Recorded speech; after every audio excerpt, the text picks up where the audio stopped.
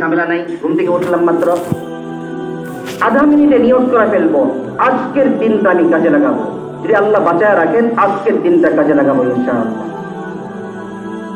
মাত্র আধা মিনিট 2 মাস করে দেখেন, দেখবেন জিন্দেগি সুন্দর হয়ে গেল। বর্তমানে মানুষের টার্গেট নাই, এই জন্য আগে বাড়তে পারে না। যে ব্যবসায়ী টার্গেট থাকে না, সে ব্যবসায়ী আগে বাড়তে পারে না। এই জন্য আল্লাহ বলছেন ঈমান এবং নেক আমল। নেক আমল তো অনেক, আজকে মাত্র 6টা নেক আমলের কথা বলবো।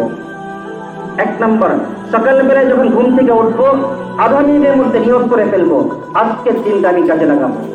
যখন সূর্য ওঠে এক ফেরেশতা ঘোষণা করে যা আমল করা করে নাও, আজকের দিন পিছনেও আসে নাই, সামনেও আসবে না, এটাই শুরু, এটাই শেষ, এটাই শুরু, এটাই শেষ।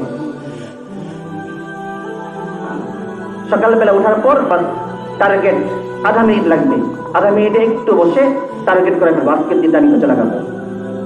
এবং রাত্রে শোয়ার পূর্বে 2 মিনিট হিসাব করবো যে টার্গেট করছিলাম সে অনুযায়ী কাজ হয়েছে কিনা। যে গুনাহ হয়ে থাকে আল্লাহর কাছে মাফ চাও, আল্লাহ মাফ করে দেন। মনে রাখবেন আল্লাহু আকবার, যদি আসমানের ছাদ পর্যন্ত মানুষের গুনাহ থাকে আর কেউ বলে ওয়ালা ইয়াগফিরুয যুনুবা ইল্লা আনতা, আল্লাহ আপনি ছাড়া গুনাহ ক্ষমা করে নেওয়ালা কেউ নাই, সমস্ত মাখলুক চেষ্টা করলেও একটা মানুষের একটা গুনাহ ক্ষমা করতে পারবে না।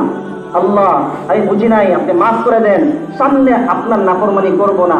আল্লাহ তাআলা হাদিসে বলেছি, আল্লাহ বলেন ফাআগফিরু লাহু, আমি তাকে মাফ করে দিব, ওয়ালা উবালি, কোনো পরোয়া করব না সে বড় গুনাহ করছে না ছোট গুনাহ করছে, ইচ্ছাই করছে না অনিচ্ছাই করছে, এগুলো দেখার টাইম নাই, দেখবো না এগুলো। আমার বান্দা স্বীকার করতেছে আমি আল্লাহ ছাড়া গুনাহ ক্ষমা করে নেওয়ালা কেউ নাই, বাস আমি মাফ করে দেব। এই জন্য গুনাহ হয়ে থাকলে শোয়ার সময় ইস্তিগফার করে ঘুমাবো আর দোয়া করব আল্লাহ আগামীকাল যে হায়াতে রাখেন একটি সুন্দরভাবে চলার তৌফিক দান করুন, আর যে গুনাহ না হয়ে থাকে শুকরিয়া আদায় করব।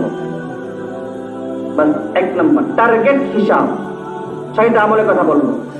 টার্গেট হিসাব, এই দুইটা মিলে একটা। টার্গেট করবো সকালবেলায় আধা মিনিটে, আর হিসাব করবো ঘুমের পরে, রাত্রে ঘুমের পূর্বে 2 মিনিট। আধা মিনিট আর 2 মিনিট কত হলো? 2.5 মিনিট। 2 মাস করে দেখেন ইনশাআল্লাহ আমল সুন্দর হয়ে যাবে। আল্লাহ আমাকে আমল করার তৌফিক দান করুন। আমার মধ্যে আমল না থাকলে আপনার তাসির হবে না, এই জন্য আল্লাহ আমাকে আমল করার তৌফিক দান করুন।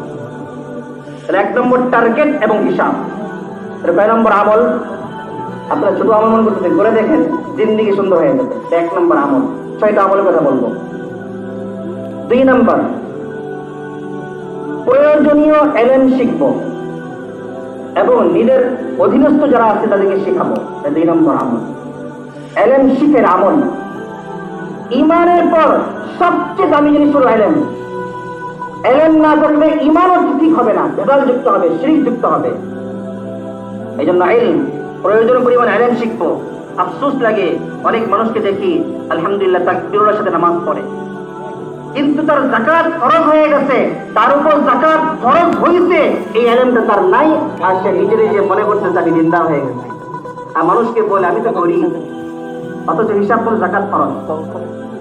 বহু মানুষ দুনিয়াতে আছে সামনের কাতারে নামাজ পড়ে, সামনের কাতারে নামাজ পড়া ভালো জিনিস, কিন্তু আপনার উপর হজ ফরজ হয়েছে, বাইতুল্লাহ শরীফ যাওয়া পর্যন্ত ভাড়া এবং খরচ আপনার কাছে আছে, খবরও নাই, হজ ফরজ হয়ে গেছে।